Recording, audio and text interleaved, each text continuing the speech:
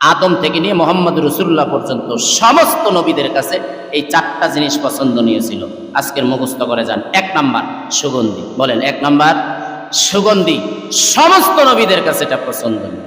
আর দেখেন না, আমরা যত ভালো জায়গায় যাই সুগন্ধি না দিলে জমে না। কথা ঠিক না বেঠিক? হ্যাঁ, যত অনুষ্ঠান হয় সুগন্ধি লাগাইতে হয়। সুগন্ধি লাগাইলেই মন মেজাজ ভালো থাকে, মন প্রফুল্ল হয়, মনটা ভালো লাগে। তাহলে সমস্ত নবীদের কাছে পছন্দনীয় 4টা কাজের মধ্যে একটা হলো, 4টা জিনিসের মধ্যে একটা হলো সুগন্ধি ব্যবহার করা। 2 নাম্বার হলো লজ্জাশীলতা, অর্থাৎ লজ্জাশীলতা ছিল নবীদের, এটা একটা পছন্দনীয় আমল। কিন্তু আমাদের সমাজে কি লজ্জাশীলতা আছে?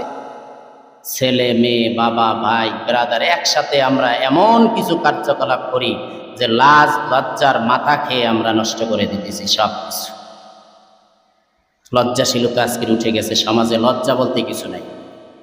এমন কিছু কথাবার্তা আমরা বলি, এমন কিছু করি, এমন অশ্লীলতা আমরা দেখি যে লাজ লজ্জা বলতে আমাদের কিচ্ছু নাই। এজন্য সমস্ত নবীদের কাছে লজ্জাশীলতা এটা একটা পছন্দনীয় আমল। 3 নাম্বার মেসওয়াক। এই যে মেসওয়াকের কথা এসেছে, এটা কিন্তু চমৎকার একটা সুন্নাত কাজ। সমস্ত নবীদের একটা সুন্নাত কাজ ছিল যে মেসওয়াক করা। রসুলের শেষ আমলও ছিল মেসওয়াক করা।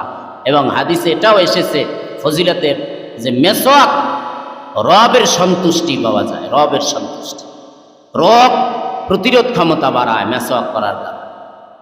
এবং যখনই আমরা কোনো মজলিসে যাব তো মেসওয়াক করে আমরা যাব।